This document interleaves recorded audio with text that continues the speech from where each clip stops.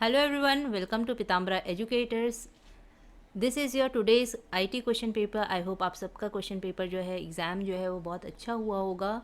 And today we are going to discuss the solution of this question paper.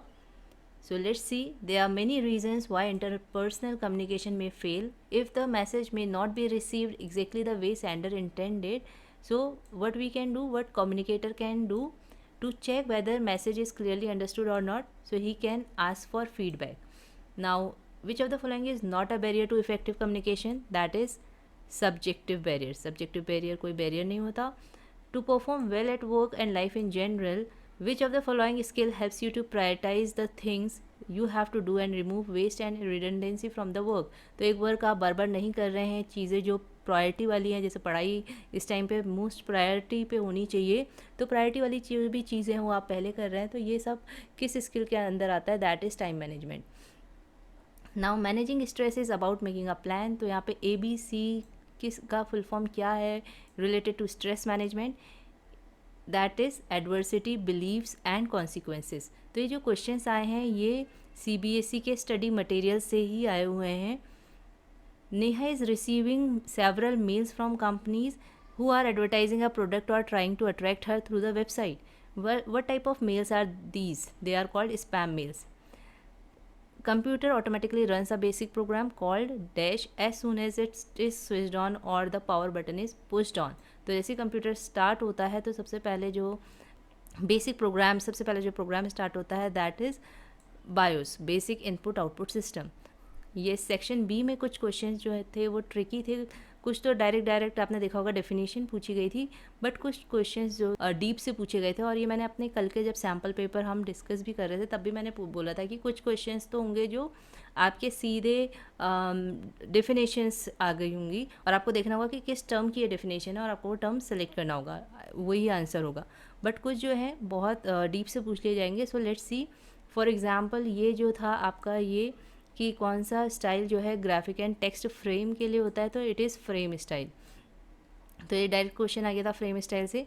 Argument passed to a macro are always values. In a document dash is use to apply style to many different areas. तो ये भी direct question था. तो इसमें 7th question और 9th question तो बहुत easy थे. ये डायरेक्ट क्वेश्चन है. ऐसे अभी और भी हैं. Let's see. If you want to apply an existing style except for the position the insertion point in the paragraph frame, इसका आंसर है कैरेक्टर स्टाइल. ये जब मैंने स्टाइल वाली वीडियो डाली थी जिसमें मैंने स्टाइल अच्छे से एक्सप्लेन किया था, उसमें मैंने आपको ये चीज़ बताई थी कि इससे MCQ आ सकता है ऐसा कि कौन सा स्टाइल ऐसा है जिसमें कि आप डायरेक्ट इंसर्शन पॉइंट वहाँ पे रख के अप्लाई नहीं करते हैं स्टाइल. इसमें आपको पहले कैरेक्टर सेलेक्ट करना होता है. Next, the window shows the type of styles available in the open office. तो ये भी बहुत ईजी क्वेश्चन है. कौन सी विंडो में होते हैं आपको सारे styles available? That is style and formatting window. तो अभी तक हमारे पास एक ये ईजी क्वेश्चन आया है. 1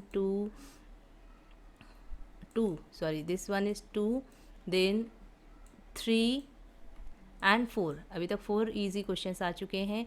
इन writer dash refers to the reference point to the graphics. So the answer is anchoring.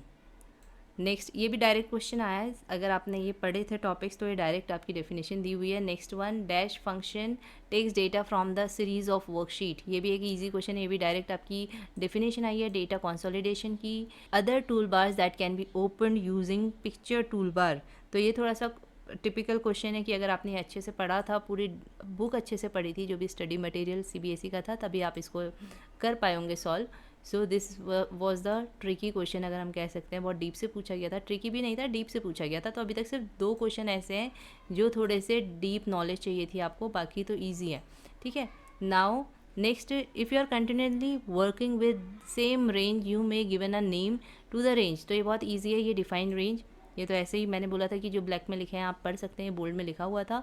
In Calc, ये वाला क्वेश्चन तो कल आई थिंक सैम्पल पेपर में भी हमने डिस्कस किया था कि आप कितने सब टोटल में जब आप एरे सेलेक्ट करते हैं तो आप कितने ग्रुप ऑफ एरेज चूज़ कर सकते हैं to apply function. The answer is 3. Now solve option under tools amounts to more elaborate form of the solver, ये एक्चुअली सॉल्वर होना चाहिए यहाँ पे। सॉल्वर किसका इलेबोरेट फॉर्म है? ऑब्वियसली गोल सीक का, तो यहाँ पे जो आंसर है वो गोल सीक है। ये भी बहुत ईजी क्वेश्चन है। Now usually you run a formula to calculate a result based upon existing values, by contrast using dash you can discover what values will produce the result that you want. So its answer is also goal seek. Now Rama and two friends doing survey on a gender wise employment locality as a school project. They all want to work simultaneously to complete it on time. तो ऐसा ही question हमने एक sample paper में कल discuss भी किया था, जब बहुत लोगों को एक साथ स्प्रेडशीट में वर्क करना होता है जिससे कि वर्क टाइमली कंप्लीट हो जाए, तो उसमें हमें क्या करना होता है? Share worksheet. Actually shared document होता है, बट यहाँ पे शेयर्ड वर्कशीट है, सो वही आंसर है। 20th question, in calc you can use a cell reference in one or several formulas to refer to, so it's answer is data from one or more continuous cells on the worksheet. Now 21st question, which of the following is an example of RDBMS, तो Oracle इसका example होता है। 22nd question, dash has evolved since 1960s to ease increasing difficulties in designing buildings and maintaining complex information system. So कौन सी चीज़ जो है अभी तक evolve हो रही है 1960s से लेके, जिससे कि कॉम्प्लेक्स इंफॉर्मेशन सिस्टम को मेंटेन बिल्ड किया जा सकता है? That is database concept. So अभी तक एक यहाँ पे ये वाला क्वेश्चन जो है थोड़ा सा डीपली पूछा गया है, बाकी ये सब ईजी हैं। Let's see next one, writers table of content. तो टेबल ऑफ कंटेंट के लिए हमें क्या चीज़ें चाहिए होती है डॉक्यूमेंट में? Headings. Next 24th question, in Calc to create reference with the mouse what should be done? So it's answer is both spreadsheet need not to be opened. Next 25, dash can be use in Calc to jump to a different location from within a spreadsheet. तो ये question भी हमने कल discuss किया था। Its answer is hyperlinks. Any setting that can be added to or modified can be saved in a template. Which of the following cannot be included? तो ये थोड़ा सा फिर से जो क्वेश्चन है इसका आंसर है फॉर्मूला सेटिंग।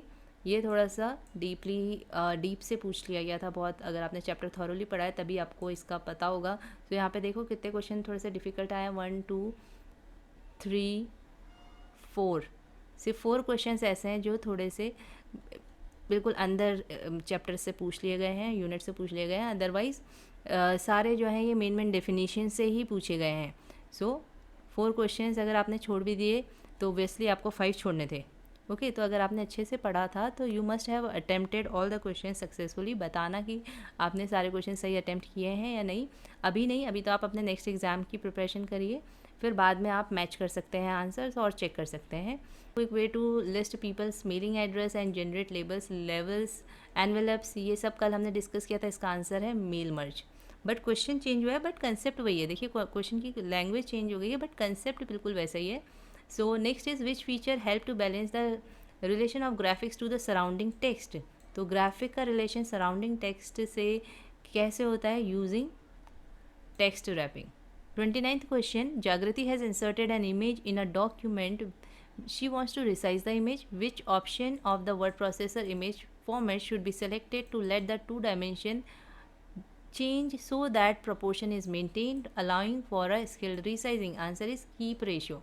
तो ये थोड़ा सा इसमें जो क्वेश्चन है ये बहुत अगर आपने चैप्टर अच्छे से पढ़ा है तब आपको आता होगा। ये दोनों तो इजी हैं क्योंकि ये तो सीधे सीधे आपकी पॉइंट्स दिए हुए थे, इसकी डेफिनेशन, और ये 4-5 पॉइंट्स थे, टेक्स्ट रैपिंग, अरेंजमेंट, एंकरिंग, तो ये तो आपको पता होने चाहिए थे। फाइन। नाउ नेक्स्ट वन, ये अगेन ये जो सेक्शन सी है इसका थोड़ा सा जो है इसमें आपको चॉइस कम मिली होंगी अटेम्प्ट करने के लिए। ये तो डायरेक्ट आपका NCERT में ऐसा एग्जाम्पल था। इसका आंसर है आपका सॉल्वर। और डुप्लीकेशन ऑफ डेटा क्या होता है आपका? That is data redundancy. तो ये 2 क्वेश्चन इसमें इजी थे, 2 एंड देन 1 3 4। तो इसमें 4 क्वेश्चन तो आपने इजीली अटेम्प्ट कर लिए होंगे। बाकी ये 3 अगर आपने अच्छे से पढ़े थे तब भी हो पाए होंगे। ये क्वेश्चन थोड़े से इसमें अलग से आ गए थे। तो इसका आपने ये तीनों स्टेटमेंट पढ़े तो इसका आंसर था all the statements are correct. और इन दोनों स्टेटमेंट्स को अगर आप पढ़ोगे तो इसमें विल बी अवेलेबल अगेन होना चाहिए। सो इसमें स्टेटमेंट 2 जो है वो रॉन्ग है, बाकी ये स्टेटमेंट 1 करेक्ट है। सो आई होप कि आप लोगों ने सारे आंसर सही से अटेम्प्ट किए होंगे। कमेंट में आप बता सकते हैं कि आपने कितने क्वेश्चन सही करे हैं। बट डोंट टेक स्ट्रेस, अभी आपके बाकी मेन सब्जेक्ट्स तो बचे हैं जिनकी आपने अच्छे से प्रिपरेशन की होगी। So I wish you all the best for your remaining exams.